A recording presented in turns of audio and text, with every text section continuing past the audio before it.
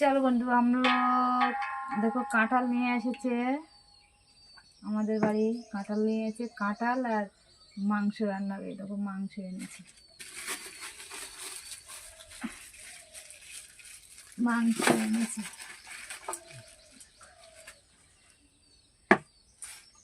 আর এই কাঁঠাল কাটবো।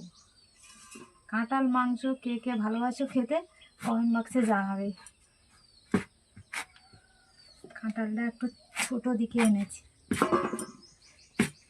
একটা কাঁঠাল এনেছিল, সেই কাঁঠালটা একদম খারাপ হয়ে গেছে, ওই জন্য একটু পাশের বাড়ির থেকে একটা কাঁঠাল নিয়ে এসেছি। আর হাতে একটু সর্ষের তেল আর একটু মাখিয়ে নেবো, কেননা সর্ষের তেল না মাখালে তো আঠা লেগে যাবে, সেই জন্য সর্ষের তেলটাই ভালো।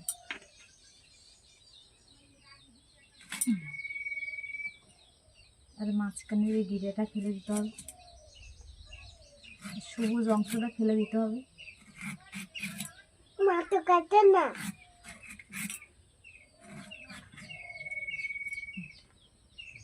দেখেছো বন্ধুরা, আজকের মেনু হচ্ছে কাঁঠালের মাংস দিয়ে রান্না হবে। কাঁঠাল আর কাঁঠালের ঝোল দিয়ে মাংস রান্না হবে। এবার পিস পিস করে কাটতে হবে, সবুজ অংশটা না ফেললে। আমার কাঁঠাল কাটা হয়ে গেছে, দেখো বন্ধুরা, কাঁঠাল কাটা হয়ে গেছে। আর এই মাংস নিয়ে এসছে, 1 কেজি মাংস নিয়ে এসছে। এগুলো আর পিস পিস করতে হবে। কাঁঠাল আর মাংস কে কে ভালোবাসে কমেন্ট বক্সে জানাবে। পরে ভিডিও দেখাবো তোমাদের।